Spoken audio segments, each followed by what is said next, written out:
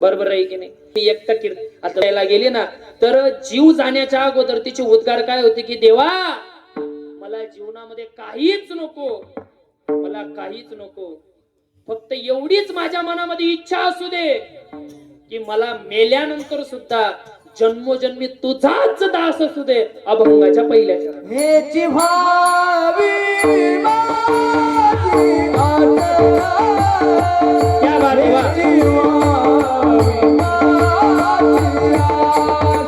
आशा, हेची भावी माझी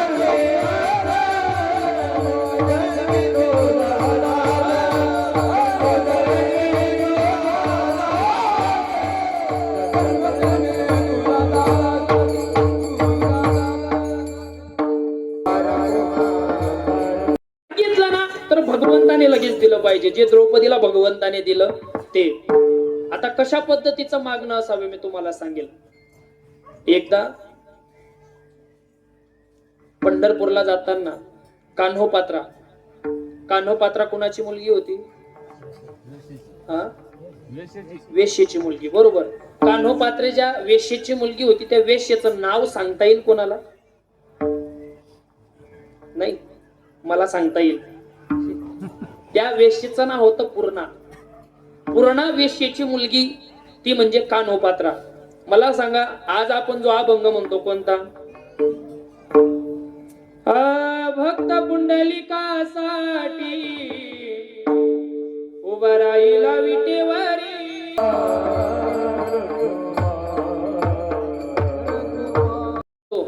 पण त्यांनी मला बिनविरोध पाडलं. आता तुमच्या पक्षाकडून उभा राहतो, बघू काही मतं भेटतात का. मला गॅरंटी तुमच्याकडून निवडून जाईल. करा हातवर महिला मंडळ. आणि सगळ्यांनी असं भजन करायचं, यांनी आपल्यासाठी टाळ्या वाजवल्या पाहिजेत. चालेल ना तुम्हाला? माझ्या मागे म्हणायचा फक्त तुम्ही आणि मी, बाकी कोणीच म्हणणार नाही. आता आवाज कसा आला पाहिजे? जोरात टाळीचा. सोपान काका मुक्ताबाई नामदेव जनाबाई. जोरात. सोपान काका मुक्ताबाई नामदेव जनाबाई. थोडं जोरात. सोपान काका मुक्ताबाई जोरात. नामदेव जनाबाई. जोरात जोरात. हा. सोपान काका मुक्ताबाई. टाळी काही वाजत नाही.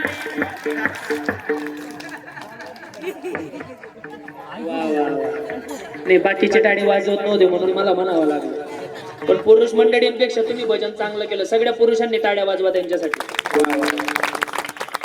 आजच्या या चालता बोलता कार्यक्रमामध्ये महिला मंडळांचा दणदणीत विजय झालेला आहे. तर त्यांनी चांदीचं नाणं घ्यावं आणि आजच्या कीर्तनकार महाराजांना द्यावं. प्रत्येक क्षेत्रामध्ये महिला मंडळ पुढे आहेत. मला सांगा महिला मंडळ कुठे मागे आहेत का? अजिबात नाही. मला सांगा सगळ्यांनी स्वाभिमानाने बोलायचंय बरं का. मी सांगेल तुम्हाला, तुम्ही फक्त एकच शब्द म्हणायचा, महिला पुढे. बोलायचा, बोला. शिक्षणामध्ये सगळ्यांनी म्हणायचं, तोपर्यंत मी पुढे काहीच बोलणार नाही. बोला. शिक्षणामध्ये, इंजिनियर मध्ये, बरोबर, पायलट मध्ये महिला मंडळ बोलत नाही तुम्ही बरं का. कीर्तनकार लोकांमध्ये बोला बोला. कीर्तनकार लोकांमध्ये एकाचे 2 घर करण्यामध्ये महिला पुढे. त्यांच्यात आमचा हात कोणीच धरत नाही म्हणा महाराज. तुमचा पक्ष सोडणार नाही, तुम्ही टेन्शन घेऊ नका. कसं आहे, मत काढण्यासाठी पक्ष बदलावा लागतो. असू द्या.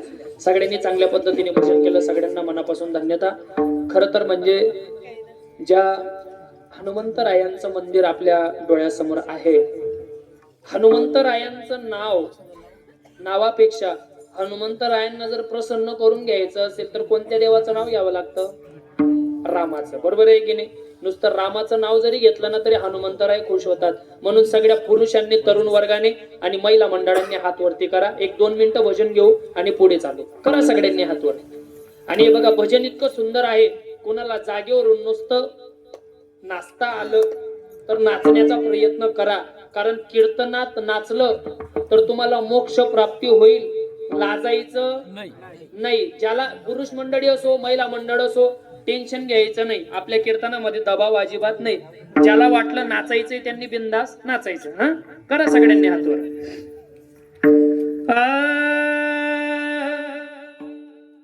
श्री राम जय राम जय जय राम सिया राम जय जय सिया राम श्री राम जय राम जय जय राम सिया राम जय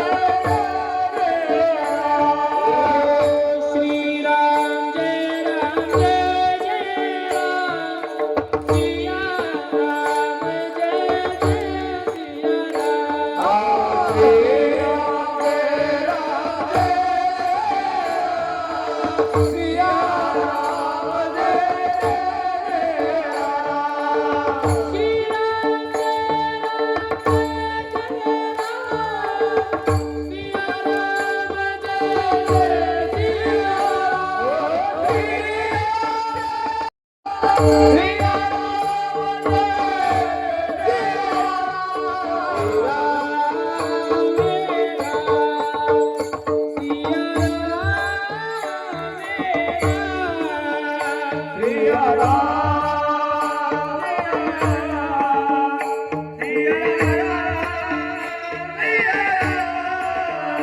मेरी झोपड़ी के बागान खुल जाएंगे राम आएंगे झोपड़ी के बागान खुल जाएंगे राम आएंगे मेरी झोपड़ी के बागान खुल जाएंगे राम आएंगे मेरे झोपड़ी के बागान खुल जाएंगे राम आएंगे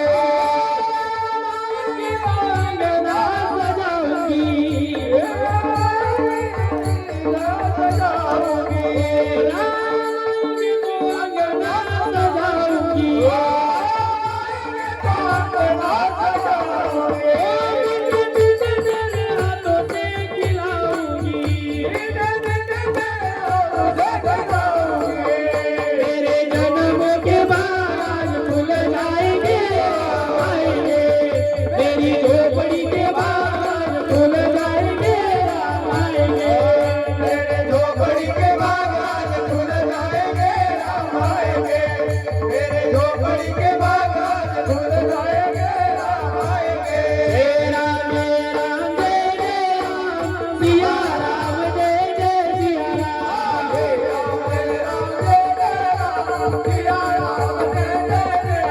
ओ भगवान प्रभु रामचंद्र भगवान की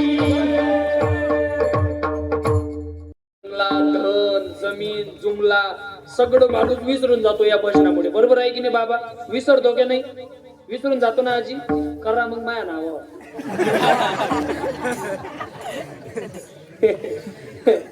प्यायची ना तुम्हाला, प्यायची ना ही गावठी देशी मेवटा king pressure double water triple water McDowell फेकडॉल या दारा पिऊ नका. प्यायची असेल ना ओरिजिनल प्या, जी एकदाची चढली ना कधीच उतरत नाही. सांगू का? लिहून घ्या नाव. अरे जाम पर जाम क्या पीते हो मेरे यारो, आधी रात में तुम्हारी नशा उतर जाएगी. अरे जाम पर जाम क्या पीते हो मेरे यारो, आधी रात में तुम्हारी नशा उतर जाएगी. एक बार प्याला पियो मेरे हरि नाम का, सारी जिंदगी तुम्हारी सुधर जाएगी. बंदी करा. आणि एक म्हणजे हिंदू धर्माचं रक्षण करा. गावागावात सप्ते बंद पडतायत, सप्ते फुटू देऊ नका आणि सप्ते बंद पडू देऊ नका. एवढीच माझी तरुण लेकरांना विनंती आहे. आणि महिला मंडळांना आणि पुरुष मंडळींना एक आग्रहाची विनंती अशी आहे की फक्त स्त्री भ्रूण हत्या थांबवा. तुम्हाला वाटतं ना की वंशाला दिवा पाहिजे, दिवा कोणाला वाटतं वंशाला दिवे पाहिजे, पण तुमचे दिवे ज्या दिवशी पेड घेतात ना घरामध्ये, तेव्हा तुम्हाला ते दिव्यांची आठवण येते. तेव्हा तुम्हाला पंत्या आठवतात. पंत्या म्हणजे तुमच्या मुलगी, दिवे म्हणजे मुलं जे उघड्या घरात पेड घेतात ते. हा, प्रत्येकाला फक्त मुलगाच पाहिजे, मुलगाच पाहिजे. पण मी तरी म्हणेल दादा की ज्याला फक्त मुली आहे तोपर्यंत मुलाचं लग्न होत नाही ना, तोपर्यंत तो मायबापाचा राहतो. आणि लग्न झाल्यानंतर मुलगा कोणाचा होतो? हे तुम्ही बोला, मी नाही बोलत, कारण माझं पण झालंय. म्हणून तुम्हाला सांगतो, अशी 70-100% मुलांमध्ये 90% पोरं किंवा 80% पोरं मायबापाला वागवत नाही. आज मायबापाला वागवत नाही. 20% पोरं फक्त मायबापाची जाणीव ठेवतात. बोलू नका ताई, मायबापाची जाणीव ठेवतात. म्हणून तुम्हाला एकच सांगणं आहे माझं, त्या मुलींना वाचवा. का म्हणून वाचवा? अरे जेव्हा माय तिच्या बाप आजारी पडला ना, किंवा माय आजारी पडली ना, मुलीला नुसता बापाने फोन लावू द्या की बेटा माझी तब्येत बरोबर नाहीये, पोरगी सासरात कोणाला विचारत नाही बरं का, कोणालाच नाही. पहिल्या गाडीनं बापाला भेटायला येते आणि जेव्हा बापाला डोळे भरून बघते ना, तेव्हा तिचं मन शांत होतं. पण कोणामध्ये? बापामध्ये जीव जास्त असतो मुलीचा. बापाचं प्रेम मुलीवर असतं आणि आईचं प्रेम मुलामध्ये जास्त असतं. म्हणून तुम्हाला सांगतो, त्या मुलीला वाचवा. ज्या मुलीला तुम्ही पोटात मारतात, ती मुलगी मरता मरता काय म्हणते माहितीये का तुम्हाला? ऐका. आई मला कोण वाचवणार, तुझ्या विना जन्मासी मला कोण घालणार. आई तुझ्या विना जन्मासी मला कोण घालणार. मुलगी आपल्या आईला म्हणते, बापाला म्हणते काय? होईन मी जेव्हा राजाची घराणी, होईन मी जेव्हा शिकून शहाणी, मारे भरारी पाकरी होनी,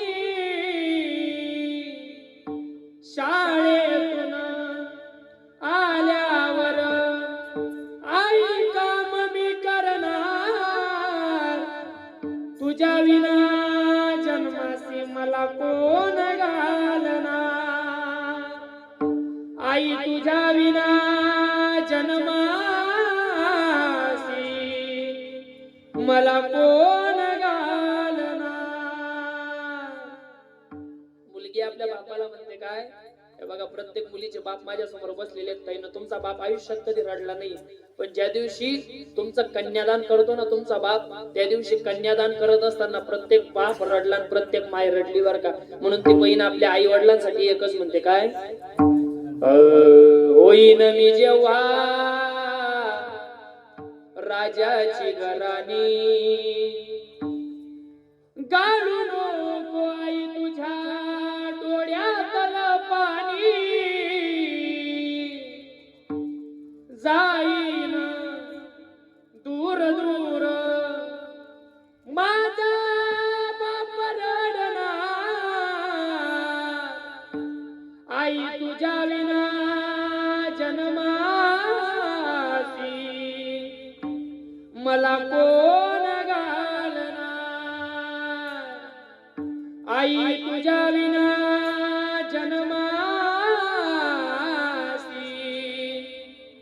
मला कोण घालणार. 9 महिने 9 दिवसाने ओ झाली जग बघण्याची घाई, वंशाच्या दिव्या पायी नको पण ती विजवू आई. काय म्हणते ती मुलगी? उद्या तुझ्या गर्भाची ग चाचणी होणार ग, मुलगी आहे म्हणून सारे नाक मोडणार ग. माझ्या चिमुकल्या कानाला ओ तुझी कुजबुज ऐकू येई,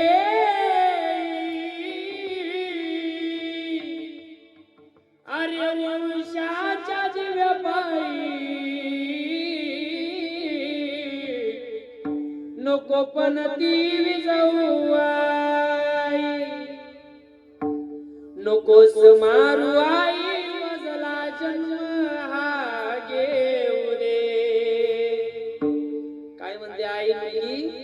नकोस मारू आई मजला जन्म हा घेऊ दे. तू जसे पाहिले जग मलाही पाहू दे.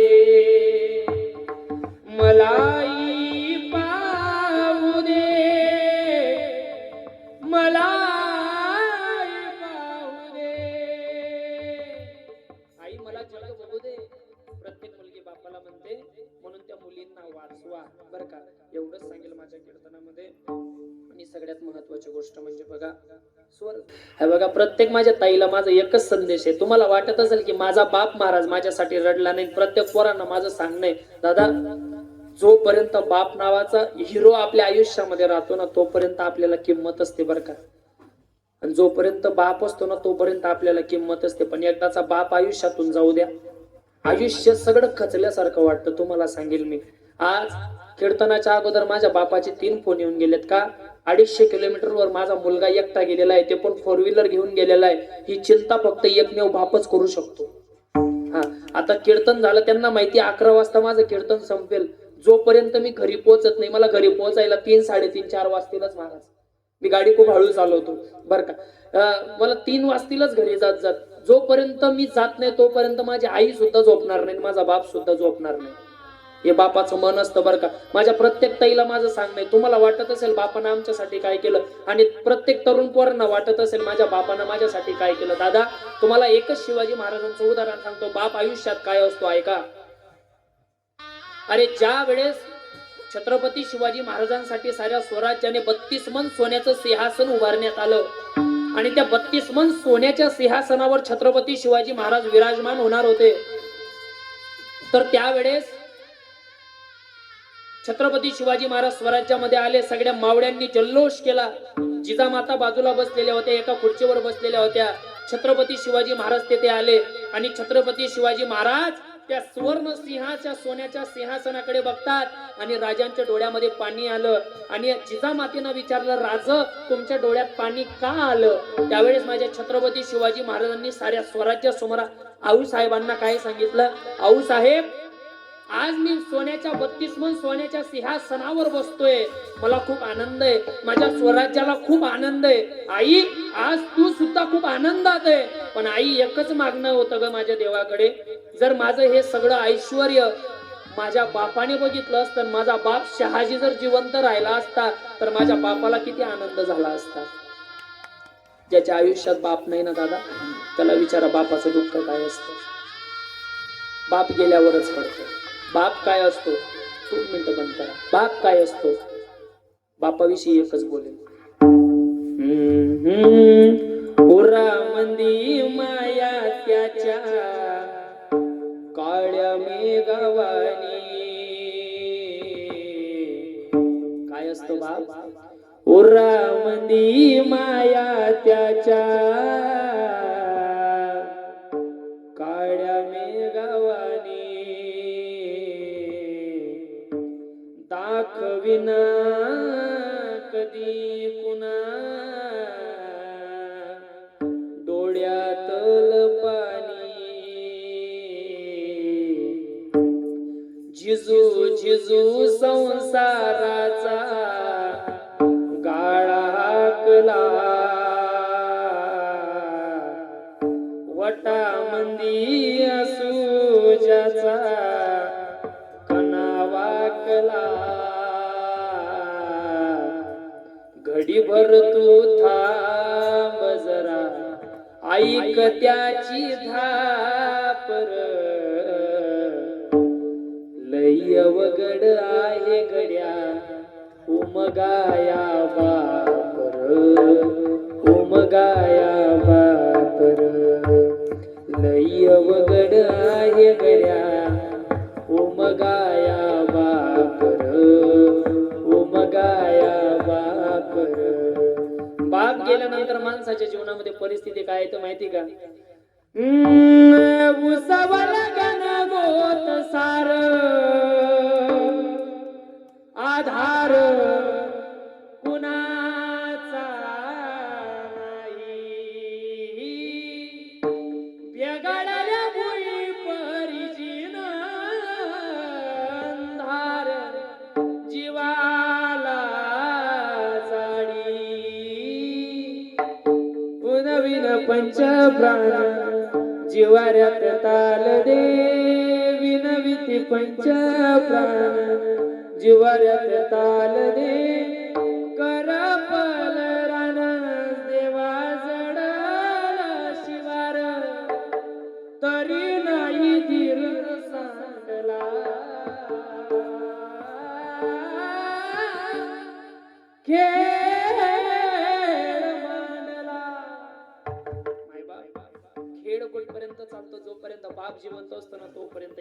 बाप जाऊ द्या, आयुष्यातून सगळं काही माणसाच्या समाप्त होऊन जातो. बघा थोडक्यात सांगतो 2 मिनिटांमध्ये.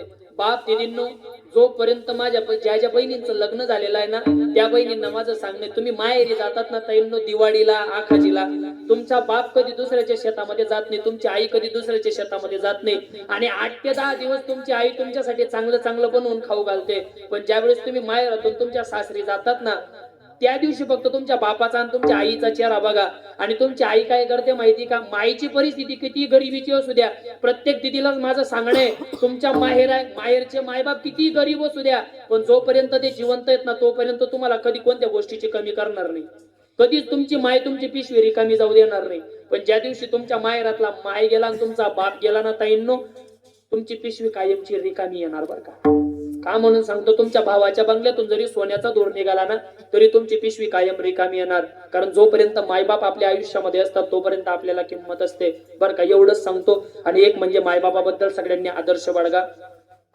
आणि त्याच प्रकारे झालेली सेवा माऊलींचरणी समर्पित करतो.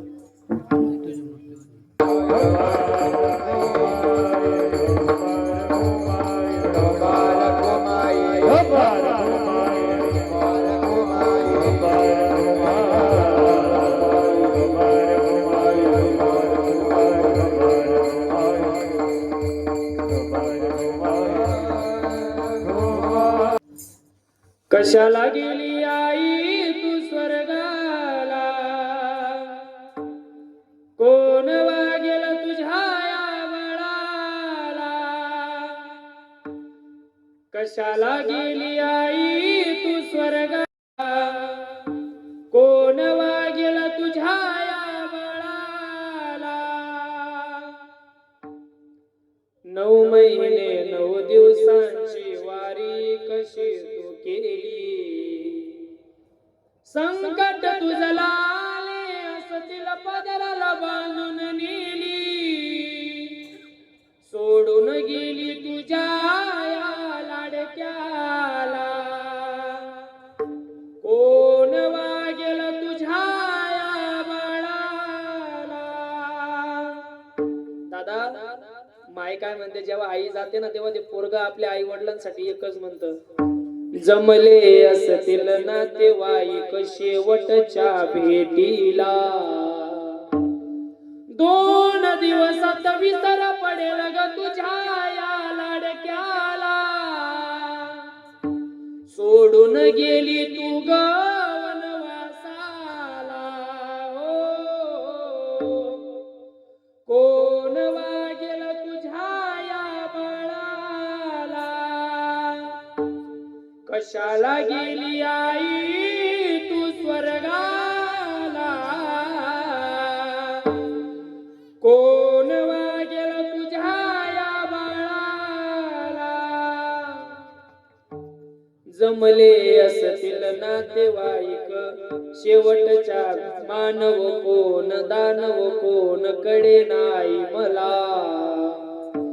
जिकडे तिकडे पाहतो होतो बहुमान पैशाला.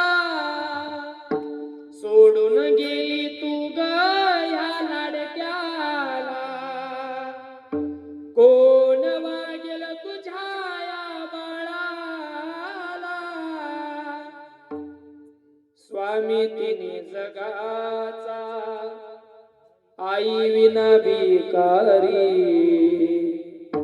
आईची माया या जगाला कधीच कळली नाही. सोडून गेली तुझ्या या लाडक्याला, कोण वागेल तुझ्या या बाळाला. झालेली सेवा माऊली चरणी समर्पित करतो. बोलण्याच्या ओघामध्ये माझ्याकडून काही चुकलं असेल, काही चुकीचे शब्द बोलले गेले असतील किंवा अभंगामध्ये काही त्रुटी राहिली असेल, एक तुमचा मुलगा लहान म्हणून जे होईल ते मला माफ करा.